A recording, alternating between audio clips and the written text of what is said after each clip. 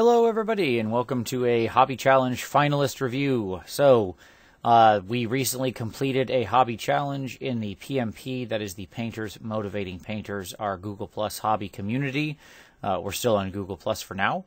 And this was the Get It Done Challenge, where we basically challenged our participants to pull that gray shame off of their shelf, complete something, that project that they had been looming over them, could be an army, could be a board game, could be whatever, get it painted. They had 3 months, there was some minimum requirements, and get it ready to go. So I'm happy to say we had 20 people get across the finish line, which is fantastic. And I couldn't be more proud of all of our participants, whether they got there or not all the way. The reality is, everybody did wonderful work. They fought the war against the gray bravely. They got some minis painted. It's a great success all around. So, this was the original structure of the challenge. Basically, it could be anything. 1 submission per participant, and there was sort of a minimum number they had to paint, but it wasn't large. Whatever they happened to have around, basically we all have those shelves of shame. This was the motivation to get it out and get it painted. So everything had to be uploaded to the PMP by 11:59 p.m. Eastern on 10/31 in the Hobby Challenge Final Submission tab. If you are watching this video, there is a link in the description where you can vote. Also, if you're a member of the PMP, I would highly encourage you to go look at the posts under the Hobby Challenge Final Submission tab for more detail, because obviously here I just have one picture I could contain in this presentation. And lots of people have lots of more detail and beauty shots and stuff like that, where you can see lots of the great work that they did in much nicer detail. I also apologize, some of the photos aren't as good as I would hope. That's just, I had to deal with the nature of the photos that were there. I tried to do the best I could. I wanted to portray everybody's army as well as possible because everybody did such wonderful work. With that being said, let's get into it. So we start off with Peter Webb, who brings us some historicals. We've got some Romans and probably some not Romans up there in the top left, but I don't know, maybe not. Maybe that's gladiators, I guess. So they're probably still Roman. I'm guessing the giant is not Roman. I've got a distinct feeling. So obviously we've got a lot of our rank and flank infantry for our historical game here. Really nice looking unit. Always looks good to see that infantry lined up. Rob Johnson with this massive Ideneth Deepkin. Unfortunately, the way his picture posted, it wouldn't let me get a really good size clear picture, so I apologize. This is blurry. Like I said, if you're in the PMP, go look at this, because this really is a stunner. He has so much great detail work on like the eels, the coloration on the turtle. It's really, really well done, so I would encourage you to go look at it. But awesome amount of work done here. I mean, basically, he's got his good Ideneth force ready to go. Jody Mullen brings us a huge amount of 40K. His Imperial Guard ready to rock and roll. What I love about it is seeing the mix of all the armor. Got some knights backing it up. It's really, really fantastic. As the IG was what I started with. I guess it's not what they're called anymore. Astra Militarum. There we go. They were IG back in my day. But at any rate, I think these guys look really cool. And again, a huge force, full of lots of vehicles, and one really, really, really big tank. But they all came out looking pretty great. Alan Thomas brings us the Soul Wars box, the Night Haunt starter group, which seems a perfect thing to complete for the Get It Done challenge. So that's really wonderful. Oftentimes we'll get these big box sets and we have the full desire to get them painted, but maybe those box sets kind of sit around a little longer than we would want. But nope. Alan stepped up and did a great job. Wonderful transitions, beautiful bright colors on these spooky boys. So they look really wonderful. Bethany Graham goes a totally different direction and used this as an excuse to paint the basically city of terrain that she had, which is perfectly fine. Nothing wrong with that at all. this is a lot of, my God, this is like a lot of terrain. Like when I say a city, I'm not joking. I would highly recommend that if you're in the PMP to go look at these, at the individual shots, because she has the buildings broken up and you can actually like, see how they look individually. But my God, that is a lot of MDF terrain. So, hey, you're ready to go for just about any sort of urban game you need right there. Next up, we have David Robertson, who brings us Da Boys, Da Orcs. I particularly love his little grot conversions or whatever they are. Whatever the little guys are. I don't know. But they have giant orc heads. They're tiny little bodies with giant orc heads. They're adorable. I can't think of anything more cute in the whole world. I don't know that that's how it works. Like, I don't know that orcs want to be called cute. They'd probably be very angry at me. But, no, this is awesome. What a great WA. So many different orcs he worked in here. And can we all just take a moment to appreciate that David worked the checkerboard pattern onto everything. Really clean, nice-looking checker pattern, too. So, certainly in the realm of checks, this orc WA is ready to go. So really, really cool force. All right. Next up is Florian Stenbach, which, by the way, I'm going to butcher names all over the place. But Florian brings us a nice Stormcast force from the Sacrosanct Chamber. We've got a bunch of Sekis, our Sequitors, and our Celistar Ballistas, as well as our leadership group there in the middle. Really, really good-looking force. I've always been a fan of the purple with the gold instead of the blue. I kind of wish this had been the default color scheme when they initially launched. I just think the purple's cooler. But really great-looking army. And, again, as always, he's got a nice chunk of his force ready to rock on the table here. Forge of Wonders, one of my co-hosts for the monthly reviews, Kieran, brings us his group, and these guys look really, really nice. What I love about it is the unusual choice of color combination. Kieran's been experimenting with his color combinations and his use of color lately, and I think that the sort of weak orange against the purple and blue makes for a really striking combination that I'm probably going to have to steal for some project myself sometime. But these guys look really good. Came out great. Lucas Schultz also brings us some ghosts. Ghosty boys were popular. That's okay. I'm glad to see it. We're getting them ghosts on the table. Here we've got a nice mix of, some of our heroes, and we've got some Grimghast and Chain Rasps. We got the whole deal here, as well as the classic spirit hosts. Lucas also did the tree. He created the tree from scratch. That's twisted wire. And, he built that up from nothing. There was literally nothing, and then he built the whole spooky tree. So I think that's pretty wonderful. All right. Oh, boy. This name is going to kill me. Makij. I'm going to take a guess. I'm wrong, but that's okay. Anyway, did an awesome force of a board game here. And these guys look really great. It's an interesting challenge because he had to, paint these different groups, the different forces in the game. And I think he wanted them to be recognizable from a distance, right? Using sort of dominant color schemes, green, blue, black, and red, which you often want to do with pieces like this.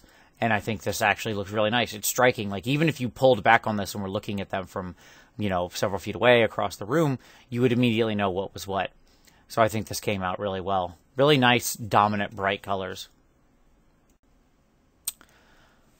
Mikal. Unfortunately, this is a little fuzzy. I'm sorry, but this is this is just the best way I could get the photo out of the post.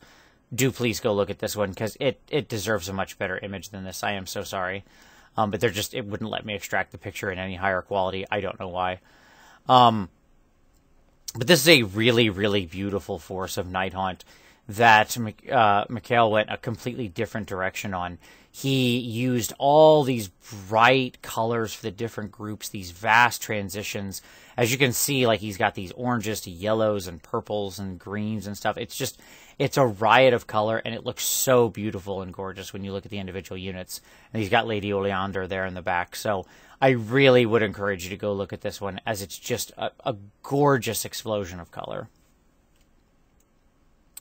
All right, Nathan Woodrow also brings us some board game figures here. A little smaller group, but that's okay. He's still certainly within the realm of the challenge. Really nice use of a lot of fire tones on this stuff. Obviously, many things in this game are hot. So he's got I want to pay everybody to pay special attention to our Smith there in the back with his heated tongs and his heated hammer. I think that looks really nice. That came out super well. So very cool stuff, Nathan. Rinfire 76 brings us a big old detachment of Tau. We've got our warriors up front, and we've got some suits of various kinds. I don't know. I can never keep all the Tau suits straight. Probably some kind of letter number combination of suits. That's what I'm going to guess. As well as, of course, the drones and the leadership over on the left. But a really nice looking force, classic bright white scheme. As a side note, when Tau initially launched, they had the worst color scheme in the universe in this awful tan, and then they switched to white. And it looks so much better. And I think Rinfire did a wonderful job of both keeping his white here sharp and clean on these guys, while also separating his panels, adding interesting pop colors. This is just such a visual feast, and so much more visually compelling, even from a distance, than you often see in a lot of Tau forces. So very well done. Scott Palmer, who brings us a small entry from his board game, as well as he took the opportunity to pull a bust off the shelf and complete that as well.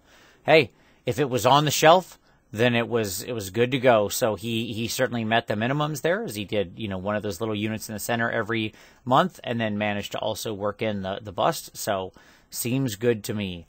And really great paint. I especially love the coloration within the bust, the composition of the colors he chose, the eel, that kind of stuff. I think it came out really, really nice.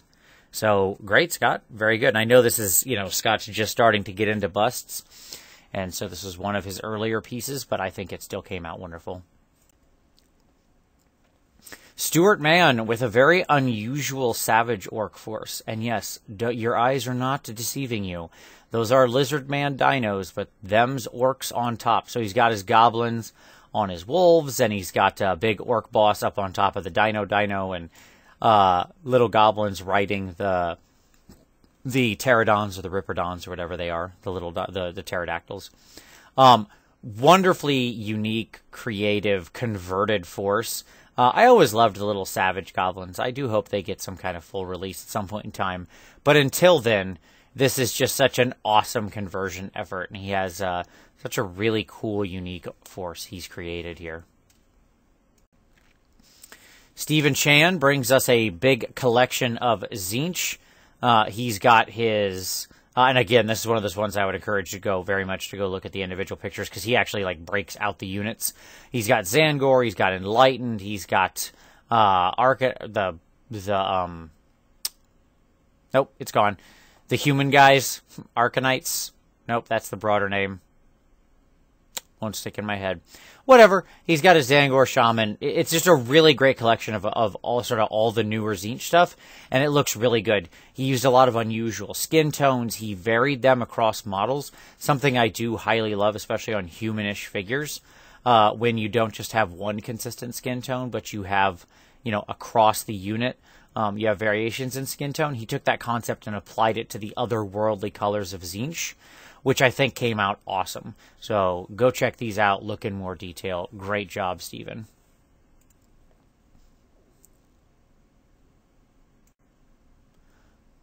All right, next up, Thibaut. I know that's how I'm supposed to pronounce that now. Thibaut brings us some Death Guard.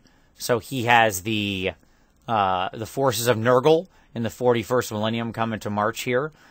You'll notice he's got little conversions spread around in some ways as well. Things like the Demon Prince getting converted and having a different sort of body and elements like that. as well. He's got some drones in here, things like that. So this came out really suitably disgusting. He made good use of the greens, the different tones across the force, while still making things like the guts and stuff like that pop out, and then using that red on other models, like the big Terminators, with their hoods and things, so that he had that secondary color carry across the entire force. So really nice work, really good basing. Looks like they're moving across some vile, gross ground. Very cool stuff. Victor Case, who brings us, I guess, the collection of single biggest models. This might be the lowest number of figures, but I think we can excuse that in this case. He still met the minimum, by the way. But like the minimum was these 6 figures. But at any rate, we've got Victor's entire house, his Imperial Knight army.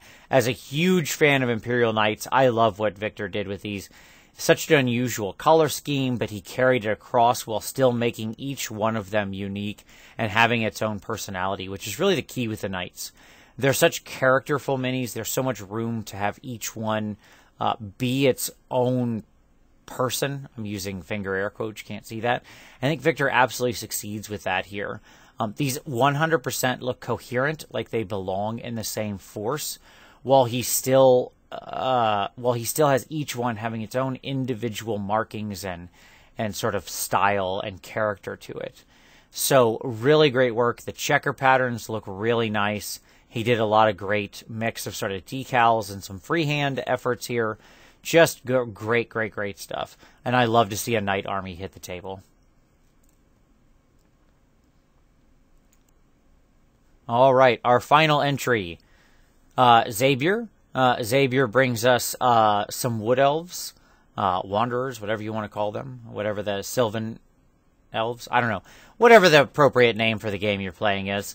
But he brings us, obviously, some Riders as well as some Glade Guard. He's got some War Dancers in the post I couldn't get a good picture of, but I would go check those out as well. Really nice. I like the use of the bright colors. Oftentimes with these, with this army, you see people stick almost completely to naturalistic colors, to greens only, and certainly Xavier's still using those. He has, the greens and lots of different greens worked into these troops. But at the same time, then he also took this opportunity to use some of the brighter and more exotic colors there, like his magenta and the bright blue, which I'm a big fan of because I think they pop so well against that green he's using and really make the figure stand out. So, all in all, great stuff. So, in the description of this video and in the post in the PMP, you will see a link you can go to vote. Go ahead and go do that if you'd like. You'll see the categories there. But I just want to once again congratulate all of our participants. By the way, that's if you made it to the end or not. If you got some minis painted, if you got stuff off your shelf and you fought that war against the gray and you got some more stuff ready to be on the tabletop or in a cabinet or basically not in its box anymore, then you should count yourself as successful. We all help each other through this hobby, and oftentimes, we can build up that shelf of shame somewhat accidentally. This was a great opportunity for us to push that and try to get some of that on the table, and I was so happy with the outcome from this. So thank you to all the participants. Thank you very much for watching. If you want to join the PMP, there is a link down below. You can do that. We would love to have you, whether you're just starting out in the hobby or you're a long-time master. We all help each other take our next steps in the hobby journey together. We will be doing another hobby challenge probably in the beginning of the year once the holidays are over. That's usually the good time to do a hobby challenge because people tend to get some minis for Christmas. So look forward to that. But as always, I appreciate you watching this, and we'll see you next time.